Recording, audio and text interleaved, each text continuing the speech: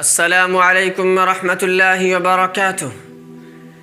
بہت دنوں کے بعد مجھے ایسا محسوس ہوا کہ میرے فیس بک آئی ڈی کا پاسورڈ کافی پرانا ہو چکا ہے۔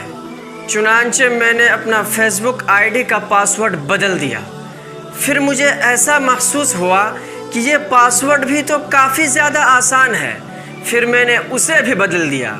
پھر مجھے یہی محسوس ہوا کہ یہ پاسورڈ بھی کافی آسان ہے، پھر میں نے اسے بھی بدل کر ایک مشکل سا پاسورڈ سیٹ کر دیا۔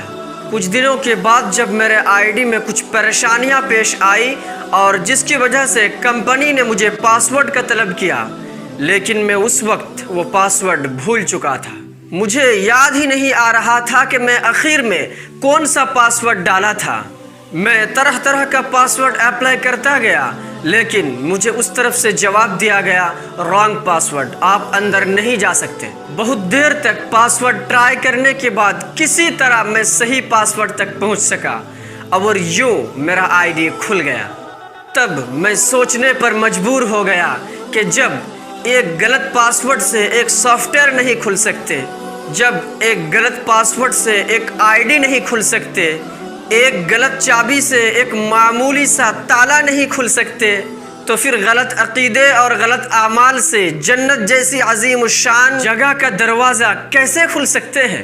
اگر ہم یہ سمجھتے ہیں کہ ہم جنت میں بغیر چابی کے داخل ہو جائیں گے تو یقین کیجئے یہ ہماری سب سے بڑی غلطی ہے۔ خود ہی غور کر لیجئے نا کہ جب ایک غلط پاسورڈ سے ایک سافٹ ویئر نہیں کھل رہے ہیں، ایک غلط پاسورڈ سے ایک آئی ڈی نہیں کھل رہے ہیں، تو پھر جنت کا عظیم الشان دروازے کا تالا بغیر چابی کے کیسے کھلے گا؟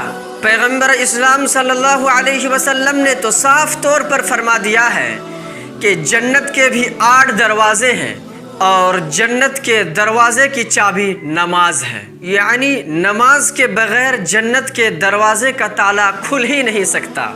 ہم نماز کے بغیر جنت میں داخل ہی نہیں ہو سکتے۔ اگر ہم اور آپ جنت میں داخل ہونا چاہتے ہیں تو لازم ہے کہ ہم اس کی چابی کو اپنے ساتھ لے لیں۔